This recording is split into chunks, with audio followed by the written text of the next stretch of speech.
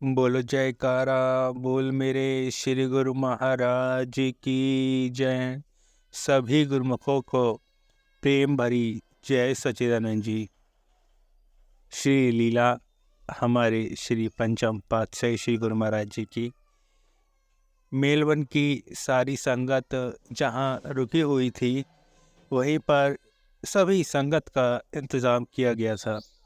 वही हाल बुक किया गया कि श्री गुरु महाराज जी शाम को दर्शन देंगे।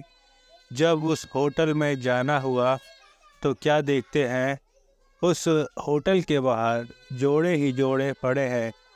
वो लगता ही नहीं था कि होटल है। वहाँ के लोग भी हैरान हो रहे थे कि लोग कहाँ से इतने जोड़े जूते उतार के जा रहे हैं। अंदर खूब संगत नाची, भजन गाए गए, सत्संग हुआ। श्री गुरु महाराज जी ने सबको कृतार्थ किया। फिर जब दर्शनों का समय हुआ तो एक बच्चा दर्शनों के लिए अपने परिवार के साथ आया। श्री गुरु महाराज जी ने उसका नाम पूछा। उसने अपना नाम बताया। स्वामी जी ने फरमाया, असी तेनू दो नाम देने आ, तेनू जो नाम पसंद है चुन ले। ज्ञानचंद और दीवानचंद फरमाया। वो बच्चा हिंदी ज़्यादा नहीं समझता था, उसको इंग्लिश में समझाया गया।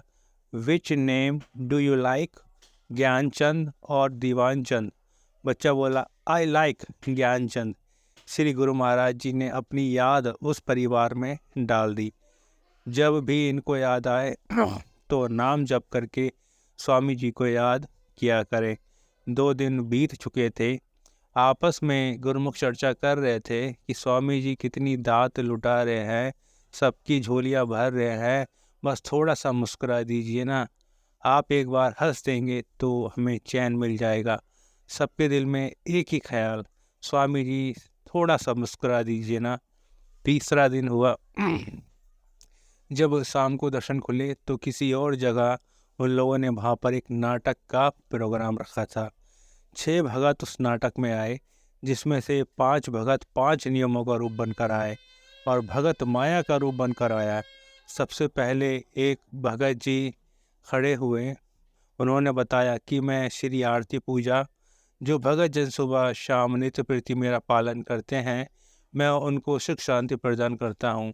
ऐसे ही सारे भगत सारे नियम अपनी अपनी अपनी अपनी खासियत बताते और साथ में माया वाले भगत जी खड़े हो जाते और बोलते, माया हूँ मैं, माया हर रूप में भक्तों को रोकती हूँ।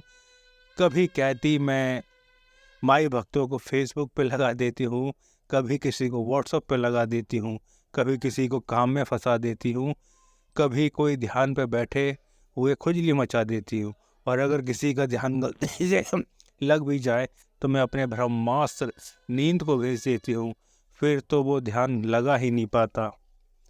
जब 3रे भगत जी की बारी आई तो वो अपना दोहा भूल गए। श्री गुरु महाराज जी ने उस दोहे को पूरा किया। स्वामी जी माया को बार बार देखकर मंद मंद मुस्कुरा रहे थे। जैसे ही 3रे-4थे नियम की बारी आई तो हमारे श्री गुरु महाराज जी भी अपनी हंसी रोक नहीं पाए और ऐसे खिलखिला के हंसे कि पूरा हाल 1 मिनट तक तालियों से और जयकारों से गूंजता रह गया और हमारे श्री गुरु महाराज जी मुस्कुराते रहे। कभी रुमाल लेकर अपना मुखारबिन ढकते, रोक नहीं पा रहे थे। मानो ऐसा प्रतीत होता था कि स्वामी जी सबकी झोलियाँ भर रहे हैं। माया वाला भगत फिर विनय करता है, श्री गुरु महाराज जी हम आपके लिए अपनी जान भी लौटा सकते हैं, आप एक बार मुस्कुरा दीजिए। हम आपकी मुस्कुराहट के लिए खुद को भी मिटा सकते हैं। श्री गुरु महाराज जी ने दोहा सुना और फिर मुस्कुरा दिए। मानो रिमझिम बरसात खुशियों की हो रही है। सब लोग सब दुख भूल कर श्री गुरु महाराज जी के उस आनंद में खोए हुए हैं। बोलो जयकारा बोल मेरी श्री गुरु महाराज जी की जय। गुरु नानक साहब जी कहते हैं कि मालिक के सच्चे नाम के साथ जुड़ने और उसकी उपमा करने के लिए अमृत वेला विशेष रूप से गुणकारी है। ये अमृत वेला रात की 3 बजे से शुरू हो जाता है। अमृत वेला में किया गया भजन सिमरन पेड़ों में फल लगने के समान होता है। अमृत वेला में मन बिल्कुल ताज़ा होता है। दिन के झमेलों में नहीं फैला होता। मन का झुकाव अंदर की ओर होता है। इस समय ही उस मालिक में लिव लगानी चाहिए, क्योंकि इस वेले की कमाई फलती फूलती है, कभी जाया नहीं होती।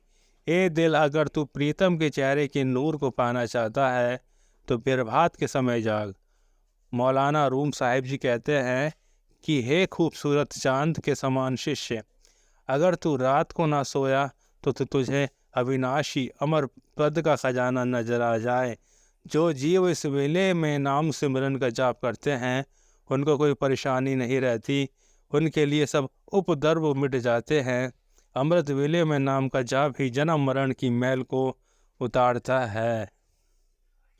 बोल जयकारा बोल मेरे श्री गुरु महाराज जी की जय। 8 से 9 साल पुरानी ये श्री लीला है। श्री विशाल दर्शन हॉल में एक भगत जी आए हुए थे। उन्होंने सोचा कि इतनी लाखों की संगत में श्री गुरु महाराज जी किस किस पर ध्यान रखते होंगे। तो उन्होंने श्री गुरु महाराज जी को पर रखना चाहा, लेकिन हम मन बुद्धि जीव इंसान ऐसा करने से पहले पल भर भी नहीं सोचता कि मालिक की नज़र हम पर 24/7 बनी रहती है। बस फिर क्या था, भगत जी ने भेंट करने के लिए सोचा, लेकिन उसमें भेंट कुछ भी नहीं रखी, केवल एक खाली कागज़ लेकर श्री दर्शनों के लिए लाइन में लग गए। एक बॉक्स टाइप का लिया उन्होंने, बस उसमें कुछ था नहीं। जब भगत जी का नंबर आया तब श्री गुरु महाराज जी ने प्रिय महात्मा को इशारा किया कि वो जो भगत जी हैं उनका जो बॉक्स है मेरे पास ले आओ।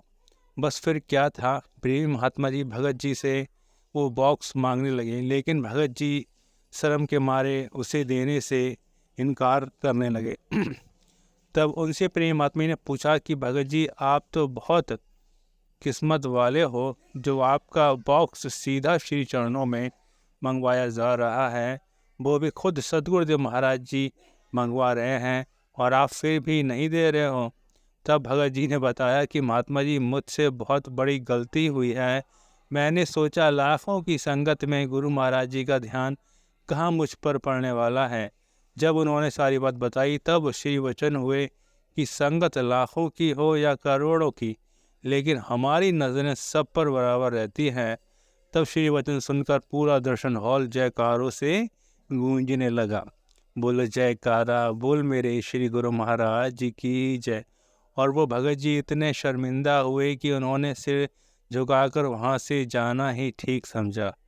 तो गुरुमुखों, हम लोग बहुत ही भाग्यशाली हैं जो हमें ऐसा भक्ति का सच्चा दरबार मिला हुआ है, जहाँ हमारे प्यारे श्री गुरु महाराज जी हर पल अपने बच्चों पर नज़रें रखते हैं और हम सबको दुख तकलीफ से पार उतारते हैं। प्रेम सहित मिलकर बोलो जयकारा बोल मेरे श्री गुरु महाराज की जय।